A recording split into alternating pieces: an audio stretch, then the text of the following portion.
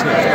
প্রায় এই বারোমারিতে প্রায় 2 কিলোমিটার তারা এই মোমবাতি প্রজ্বলনের মাধ্যমে, আলোক শোভাযাত্রার মাধ্যমে তারা এইটি প্রদক্ষিণ করবেন।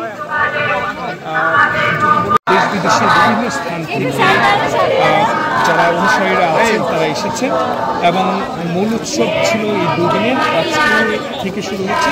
প্রতি বছরের অক্টোবরে শেষ বৃহস্পতিবার এবং শুক্রবার এই দুদিন মূলত এই তীর্থ উৎসব অনুষ্ঠিত হয়ে থাকে এবং প্রচুর সংখ্যক ভক্ত অনুসারীরা যারা আছেন তারা এখানে এসে অংশগ্রহণ করেছেন।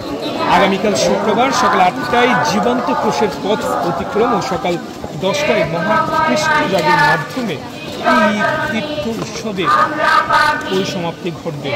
একটু বিস্তারিত যদি আমি আপনাদেরকে জানিয়ে রাখি যে 1942 সালে প্রায় 42 একর জমির উপর এই প্রতিষ্ঠিত বারোমারি সাধু লিওর ধর্মপল্লীটি নগরীর আদলে নির্মাণ হওয়ার পর থেকে প্রতি বছর অক্টোবরের শেষ বৃহস্পতিবার এবং শুক্রবারই আসছে।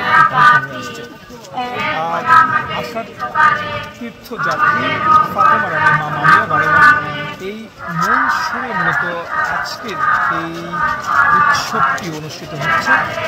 মূলত 5 শিকারের মধ্য দিয়ে আজকে বিকেল 3টা থেকে এই উৎসবের আনুষ্ঠানিকতা শুরু হয় এবং বিকেল 4টা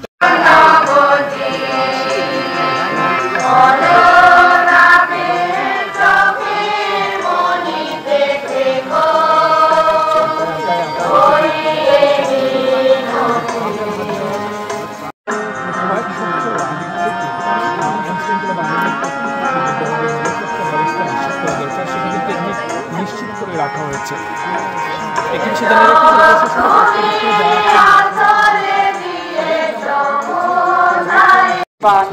আইসো আমরা এই নিগুড় তত্ত্ব ধ্যান করি। সর্বস্তবিত তোমার নাম, তোমার রাজ্য প্রতিষ্ঠা, তোমার ইচ্ছা যেমন স্বর্গে তেমনি পূর্ণ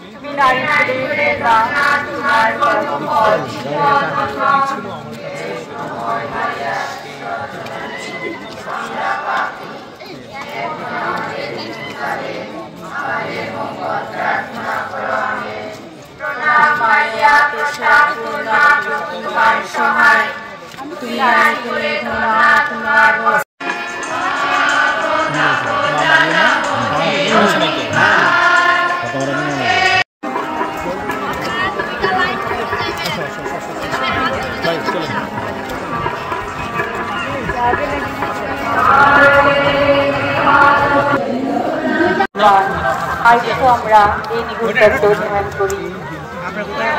সর্বস্তবিত তোমার নাম, তোমার রাজ্য প্রতিষ্ঠা, তোমার ইচ্ছা যেমন স্বর্গে তেমনি পূর্ণ